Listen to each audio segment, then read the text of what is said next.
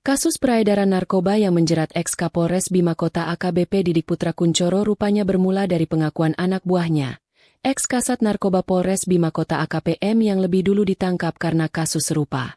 Kepala Subdirektorat 3 Direktorat Tindak Pidana Narkoba Bareskrim Polri Kombes Zulkarnain Harahap menyebutkan, pengakuan AKPM itu membuat Didik dipanggil untuk diperiksa hingga akhirnya ditetapkan sebagai tersangka.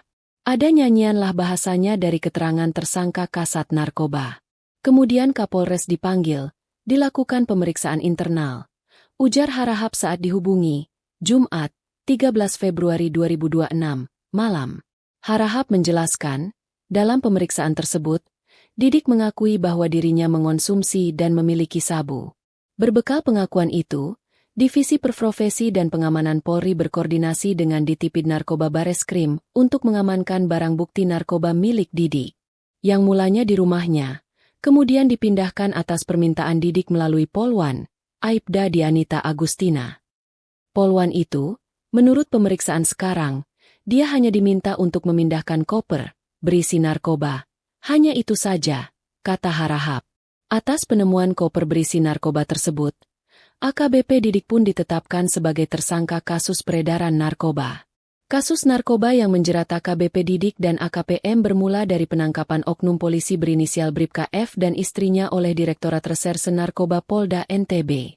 Bribka F dan istrinya diduga berperan dalam peredaran narkoba jenis sabu-sabu di wilayah Kota Bima, dengan 2 tersangka lain yang membantu proses distribusi.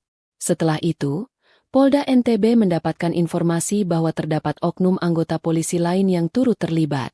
Tanggal 3 Februari 2026 Bitpropam dan Ditres Narkoba melakukan tes urin terhadap yang bersangkutan, di mana hasil yang dilakukan tes urin adalah yang bersangkutan dinyatakan positif amfetamin dan metamfetamin, kata Kabid Humas Polda NTB Kombes Holid.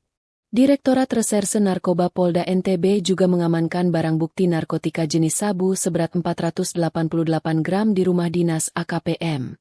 Selanjutnya, AKPM diinterogasi oleh penyidik dan mengakui memiliki barang bukti yang diduga narkotika jenis sabu seberat 488 gram. Sabu tersebut diduga diperoleh dari seorang bandar berinisial Ki yang saat ini masih dilakukan pengembangan oleh Ditres Narkoba Polda NTB. Rencananya narkotika jenis sabu tersebut akan diedarkan di wilayah Sumbawa.